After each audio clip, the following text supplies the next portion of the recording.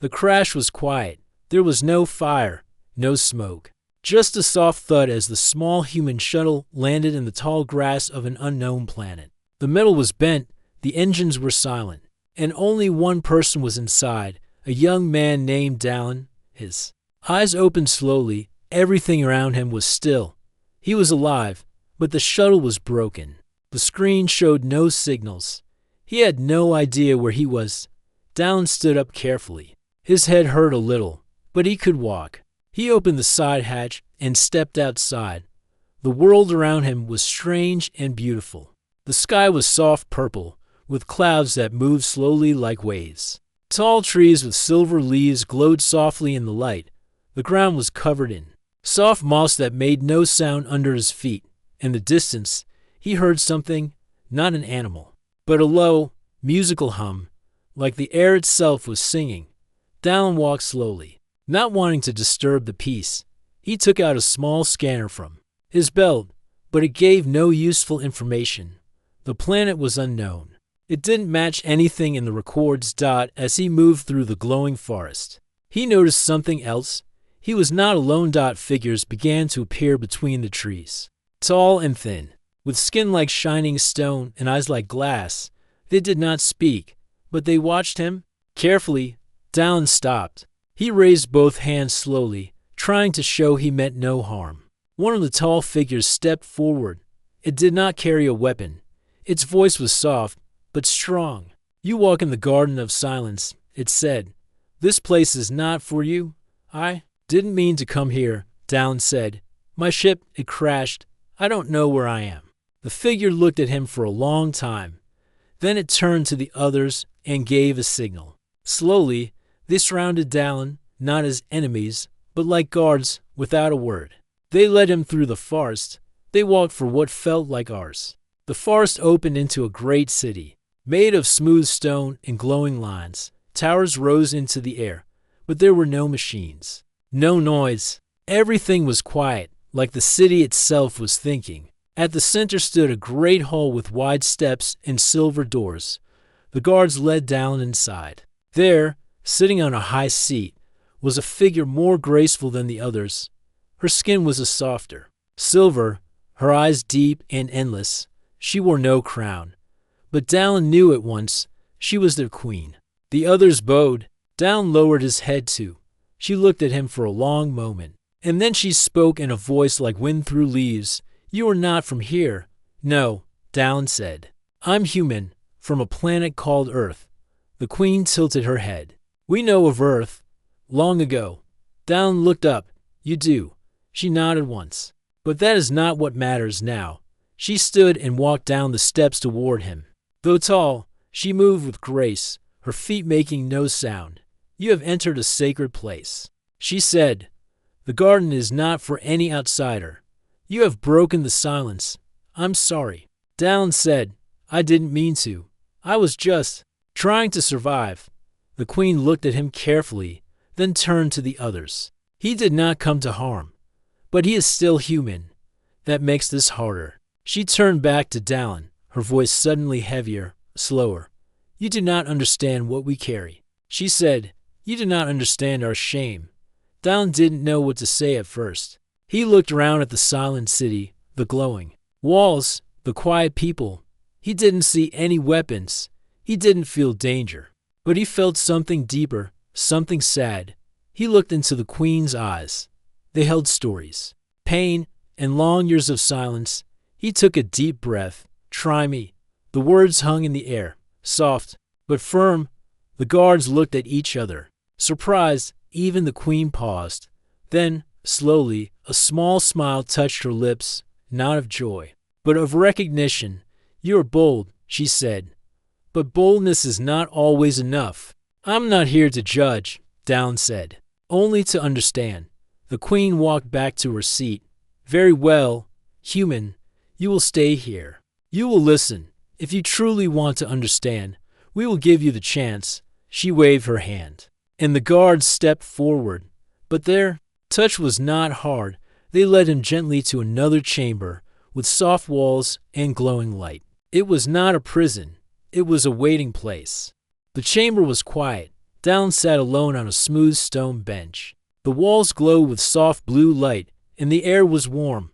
There were no doors. Yet he did not feel trapped. It was peaceful, like the inside of a dream. Each day, someone brought him food, fruits that glowed faintly, and drinks that tasted like rain. No one spoke to him, but someone was watching. Dallin could feel it. On the third day, she came. Queen Meryl entered the chamber with no guards. She moved like a soft breeze, calm and silent. Dallin stood when he saw her. "You are still here," she said, her voice smooth as water. "I said I wanted to understand," Dallin replied. She studied his face. Most visitors would have asked to leave by now. They would not wish to hear the truth. "It is heavy." Dallin shrugged lightly. "The truth is always heavy, but hiding from it doesn't make it lighter." A small smile touched her lips, brief, almost invisible. She sat on the other bench across from him. The glow of the walls seemed to soften around her. "You speak like one who has seen much," she said. "Not really. I've just listened to a lot of people who have." Meryl nodded slowly. "Then perhaps you are ready to listen again." She looked toward the wall. With a quiet hum, a portion of the wall shimmered. A picture appeared. Like fog-forming shapes, it showed a beautiful city, tall and shining, full of Iran people smiling, dancing, singing. This was our past. Meryl said, "When we believed we were perfect." Dallin watched the image change. The city turned into a ship, large and silver, flying into space. Other ships followed, dozens of them. Their engines glowed bright. "We traveled far," she continued. "We believed the stars were ours to visit, and the planets ours to shape. We did not ask permission. We did not listen." The image shifted. Again, this time, a small world appeared, green and full of life. Dallin leaned closer. The Iran ships landed. Tall figures stepped out, the native beings of that world. Short and gentle, looked up at them. "We met a peaceful race called the Venari," Meryl said softly. "They welcomed us. They offered us food and stories. But we wanted more." Dallin frowned. "What happened to them?" Meryl closed her eyes. "We stayed too long. Took too much. Their skies grew dark. Their rivers dried. Their trees fell. They did not fight. They only watched." The image faded. Silence filled the chamber. Dallin waited. After a long pause, Meryl spoke again. "One day, a Venari child came to one of our leaders. The child had only one question. 'Will you leave us something when you go?' Her voice grew quiet. We did not understand what that meant. We only left dust." Dallin said nothing. He let her speak. "Our people returned home. We held no celebration. We felt no pride. For the first time, we looked at ourselves and saw something ugly." She stood slowly. Her eyes were far away, like looking into a storm. "We stopped our travels, closed our ships. We built the Garden of Silence to remember what we had done. Since then, we have not left this world." Dallin stood too. "You gave up space." Meryl nodded. "We thought it was the only way to show we were sorry." He tilted his head. "But that's not the same as making it right." She looked at him, surprised. "You think we can make it right?" Dallin paused. "I don't know. Maybe not completely. But hiding isn't the answer." Meryl looked away. "We are not ready to be forgiven. Forgiveness isn't always the goal," Dallin said gently. "Sometimes the goal is learning to live with what happened and to do better next time." The queen sat down again. This time, she looked tired. "Do you know what it's like to carry a mistake for centuries?" she asked. Dallin sat too. "Humans make mistakes all the time, some small, some big. We don't always fix them, but we keep trying. That's who we are." Meryl was silent for a moment. Then she looked at him with a thoughtful expression. "You are different," she said. "Most humans speak of power, trade, or technology. You speak of trying. It's not always pretty," Dallin replied. "But trying is better than silence." The wall shimmered again. This time, it showed a memory, a single Iran child standing in the garden, looking at a tree that never blooms. The child touched it and whispered, "Why does it stay quiet?" Meryl's voice returned, soft and sad. "Even our children ask what we hide, But we have no answers, only silence. Dallin stood slowly. Then maybe it's time to stop hiding. Meryl looked up at him. Her eyes were no longer distant. They were full of thought. Tomorrow, she said, I will take you to the place where we keep the truth. If you still wish to know our shame, you will see it. Dallin nodded. I'm ready. She turned to leave but paused at the edge of the chamber. Without looking back, she said, do not expect beauty. Human, truth is often cold. Dallin replied quietly, even cold truth is warmer than silence. Meryl left, and the chamber dimmed once more. Her as part 3 of the story. The alien queen said, you don't understand our shame. The human said, try me, written in 3rd person, basic English. Around 1,000 words, and with clean, nonviolent storytelling. The next morning, Dallin woke to a soft tone filling the chamber. Not a bell, but a gentle musical note. It came from the wall, which shimmered like calm water. The wall opened, and Queen Meryl entered. She was quiet, as always, but something was different. Her eyes were steady, her steps slow but strong. It is time, she said. Dallin nodded and followed her out. They walked through long halls filled with soft light. No one else was there. The walls showed shifting colors like the sky at sunset. The silence between them was calm, not heavy. Dallin didn't ask questions. He knew he would get answers soon. At last, they came to a great door with no handle. It opened with a quiet sigh as Meryl raised her hand. Inside was a wide, round room. The floor was smooth and dark like glass. In the center, a cloud of soft mist floated above the ground. The mist glowed with a quiet, golden light. Meryl stopped at the edge of the room. This is the memory field, she said. It holds our history, not in words, not in books, but in feelings and moments. If you step into it, it will show you what we cannot say. Dallin looked at the mist. Is it safe? Yes, Meryl replied. But it is not easy. Dallin stepped forward. The mist moved gently as he approached. He took a breath and walked into the golden cloud. The moment he touched it, the world changed. He was no longer himself. He stood in the body of another. Tall, light-skinned, wearing long silver robes. He was not Dallin now. He was Iran. He stood inside a great Iran ship, looking out at a green planet. The stars around him shone bright, and his heart was full of pride. The ship's crew around him spoke of discovery, progress, and success. Then the ship landed. The ground below was soft, green, and beautiful. Strange trees grew tall and colorful. Birds flew overhead. Small beings walked toward them, the Venari. They had soft fur, wide eyes, and gentle hands. They smiled and offered fruit in bowls made of wood. The Iran accepted the gift but did not truly see the givers. They looked at the land, the air, the water. They spoke of resource, not friendship. The days passed. The trees were cut. Rivers were redirected. The songs of birds grew quiet. The Venari watched silently. They still smiled, but their eyes dimmed. One day, the Iran body Dallin now wore stood in a dry field. A young Venari child stood before him. The child looked up and spoke in a soft voice. Will you leave us something when you go? The Iran had no answer. Dallin, inside the memory, felt the weight of silence. Then the mist changed again. Now Dallin stood in a grand Iran hall. The leaders sat around a glowing table. Their faces were calm, but their hearts were not. The screen behind them showed images of the planet after the Iran left. Barren land, dry skies, empty homes. The Venari were gone. Some had left, others had simply vanished. No one had fought. No one had screamed. But the loss was louder than war. One voice among the leaders whispered, "What have we done?" Another said, "We only did what explorers do." But then came the answer that stayed in Dallin's mind. "No, we took, and now we cannot give back." The room faded. Now Dallin stood in the garden of silence.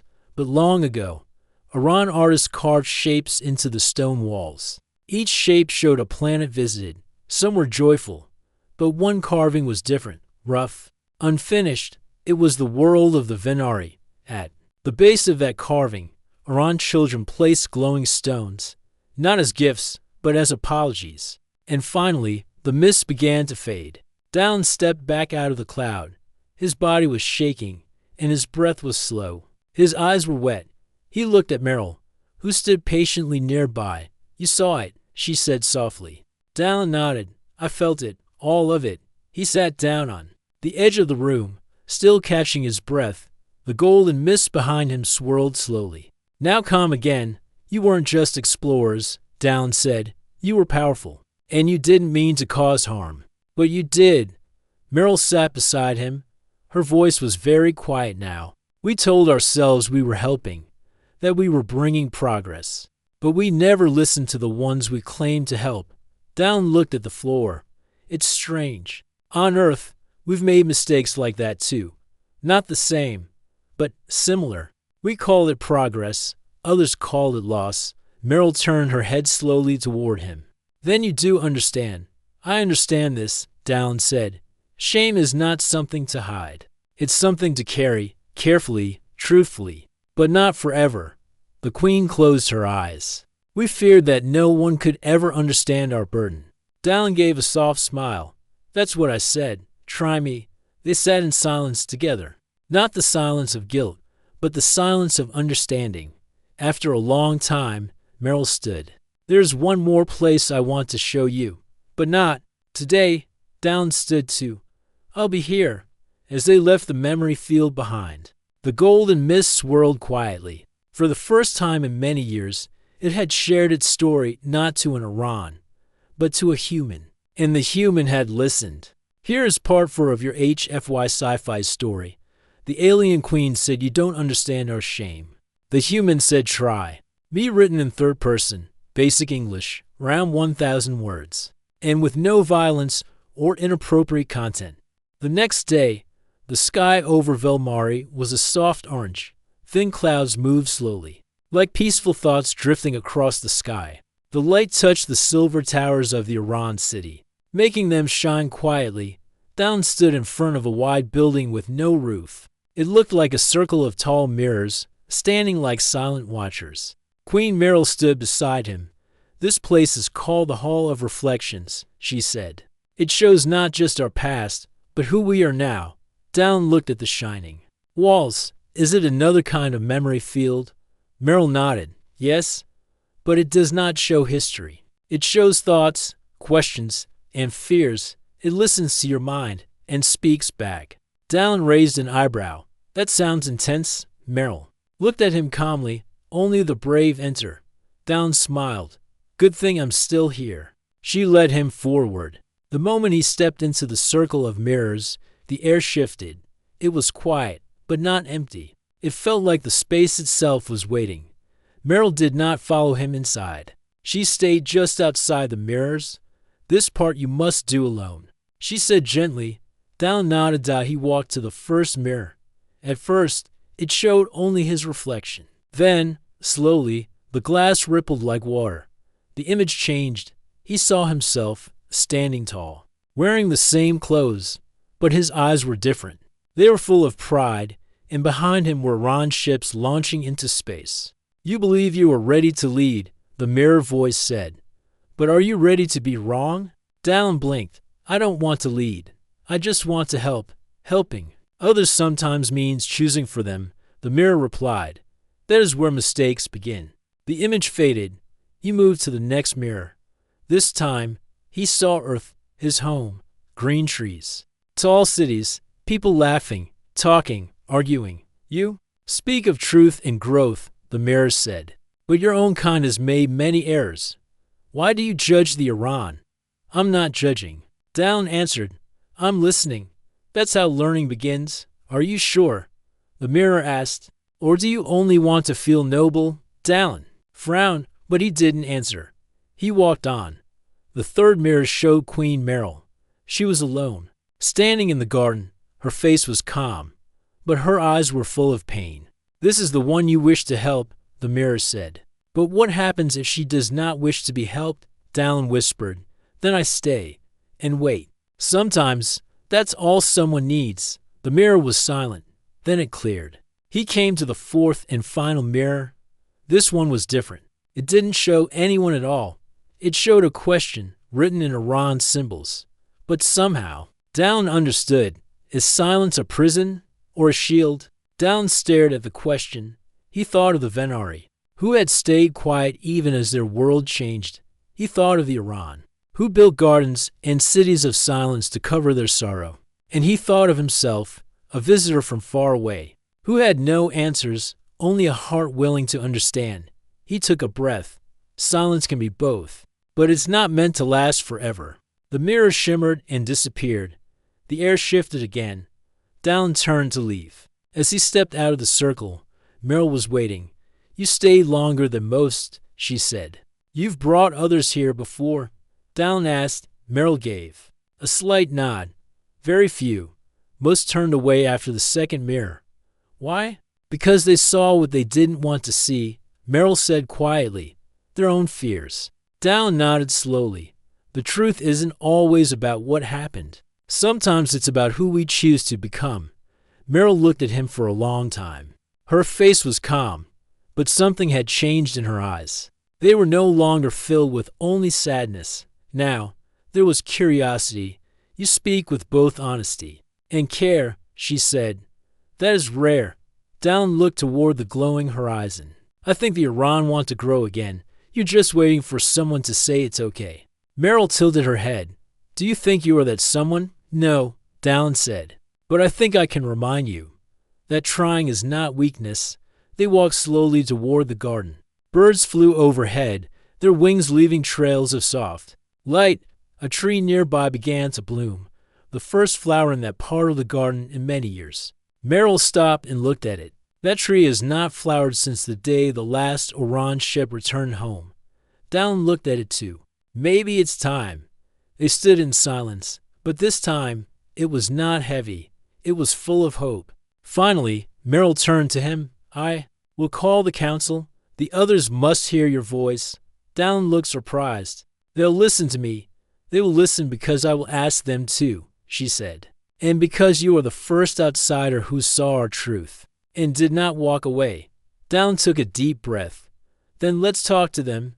No fear, no shame, just truth. Meryl nodded. Tomorrow, in the Hall of Thought, as the sun began to set, the two walked side by side, not as queen and visitor, but as two beings who had begun to understand each other. And behind them, the flower on the tree slowly opened, a quiet sign that even in silence, life can begin again. The next morning, soft light poured through the sky like a golden river. The tall towers of the Iran city stood quietly, shining in the light of a new day. Dallin stood near the Hall of Thought, waiting. His hands were calm, but inside, his heart beat faster than usual. Queen Meryl arrived, walking slowly but with purpose. Behind her were three elders, all dressed in long silver robes. Their eyes were wise, but not cold. They had seen much. Meryl looked at Dallin. Today, you will face what we call the silent trial. Dallin nodded. I'm ready. The oldest elder, a woman named Soleil, stepped forward. Her voice was quiet but clear. This is not a test of strength or skill. It is a test of heart. If you choose to continue, you may learn things that will stay with you forever. I'm not afraid, Dallin said. Mayor El looked at him with soft eyes, then stepped forward. The Hall of Thought was round and open at the top. In the center was a pool, still, deep, and glowing with soft blue light. Mist rose from it, forming shapes that vanished as quickly as they came. Elder Soleil motioned for Dallin to step into the water. It will not harm you, she said, but it will show you what we cannot explain with words. Dallin stepped into the pool. The water was warm, almost like air. It rose up to his chest, then his shoulders. As it touched his skin, a soft hum filled the air, and then everything changed. He was no longer standing in water. Now, he stood in the middle of a quiet Venari village. Small homes made of stone and what surrounded him. Soft wind moved through the trees. Children played in the grass. A gentle song came from one of the homes. Dallin walked forward, invisible but watching. He saw the Venari living in peace, sharing food, planting gardens, painting on the walls of their homes. But slowly, the sky above them changed. Dark ships arrived, Iran ships. Dallin felt what the Venari felt, confusion, then curiosity, then hope. The Iran offered tools and promises. The Venari believed them. Then time passed. The forest began to fade. The gardens became dry. The songs stopped. One by one, the homes grew empty. Now, Dallin stood with a Venari family.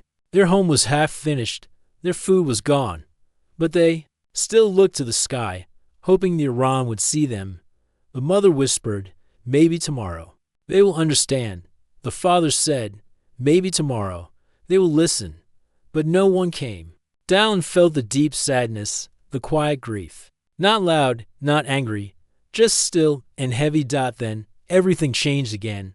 Now, Dallin stood in the Iran city, years after the Venari were gone.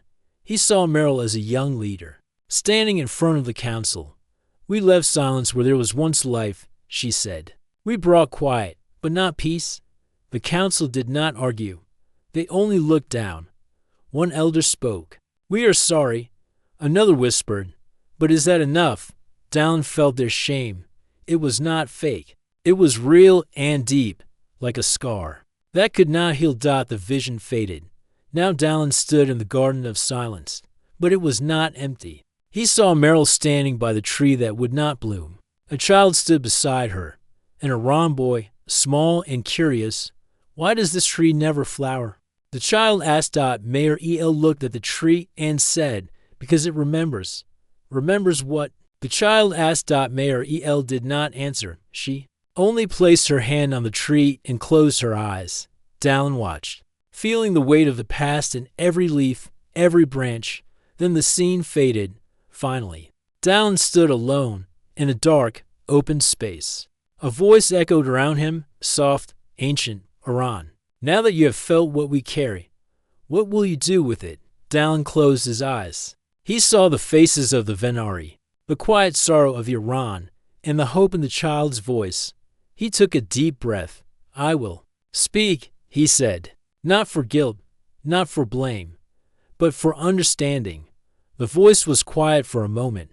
Then it replied, "Then your trial is complete." Dallin opened his eyes. He stood again in the hall of thought. The water was calm. The mist had vanished. Meryl and the elders stood round the pool.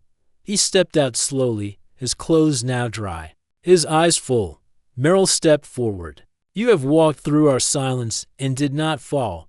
You listened, you saw, and still, you remain." Elder Soleil bowed her head. "You are the first outsider to complete the silent trial. You now hold part of our truth." Dallin was quiet for a moment. Then he said softly, "Thank you for trusting me." Another elder asked, "Why do you care? This is not your burden." Dallin looked at each of them. "Because silence spreads. If we don't share pain, it grows. I may not have caused it, but I can carry some of it, not to fix the past, but to help shape the future." The elders looked at each other, then slowly nodded. Meryl smiled for the first time. "A new voice has entered our story," she said. "Maybe now, it is time for us to return to the stars, not to take, but to give." Dallin looked up toward the sky. "And maybe someone out there still needs to hear your story." As they left the hall together, the wind picked up gently, and far in the garden, another tree began to bloom, as if the silence itself had begun to change. The stars above Velmari seemed brighter that night. The tall towers of the Iran city glowed with soft silver light, and the garden of silence was filled with a quiet breeze that smelled like flowers. Dallin stood beside Queen Meryl near the edge of the garden. Behind them, the elders and many Iran citizens had gathered. They stood in silence, watching, waiting. "This is the first council gathering in many years." Meryl said, "They will listen, but some may still fear change." "I understand," Dallin replied. "But if no one speaks, here is part 7, final part of your HFY Sci-Fi story." The alien queen said, "You don't understand our shame." The human said, "Try me," written in third person, simple English, around 1,000 words, and with no violence or inappropriate content. The Iran ship was unlike any human craft Dallin had ever seen. It floated quietly above the garden, shaped like a silver leaf, with no engines that roared, no flashing lights. It hummed softly, as if breathing with the wind. Dallin stood near the boarding platform, wearing a robe gifted by the Iran. It was light, smooth, and stitched with a gentle blue thread that symbolized truth spoken without fear, a rare thread. Merrill had told him, all around the garden, Iran citizens had gathered. Thousands of them.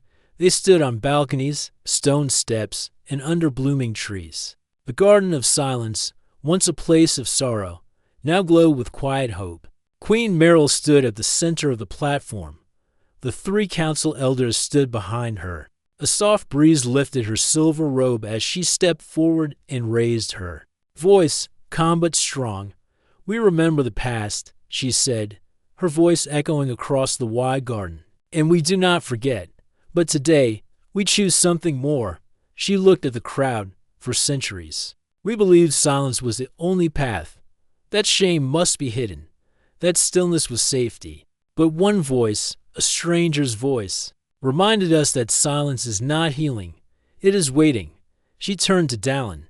"And so, we will no longer wait." The wind grew quiet. Every Oran leaned forward, listening. Merrill continued, "This ship will carry a new message into the stars. Not a message of power or pride, but of learning, of listening, of care." She placed a hand on Dallin's shoulder. "And this human, this friend, will help carry that message." Dallin looked out at the crowd. He wasn't used to speaking in front of so many. But he took a breath and stepped forward. "I came here by accident," he said. "But I stayed because something called me to listen." He glanced at Merrill, then at the council. "You showed me your sorrow, your truth, your silence. And I saw something many miss, a people who are ready to grow again. Not to forget, but to build something better from what was broken." A soft hum moved through the crowd. Not a sound of noise, but a feeling. "I'm not a hero," Dallin continued. "I'm just someone who listened. But maybe that's all we need, more people who listen, more who care." He looked up at the ship, "And maybe, out there, someone is waiting for your voice, too, just like I was." The Queen smiled, not just with her mouth, but with her whole face. It was the smile of someone who had carried a heavy weight for a long time and was finally ready to let go. She turned to the crowd once more.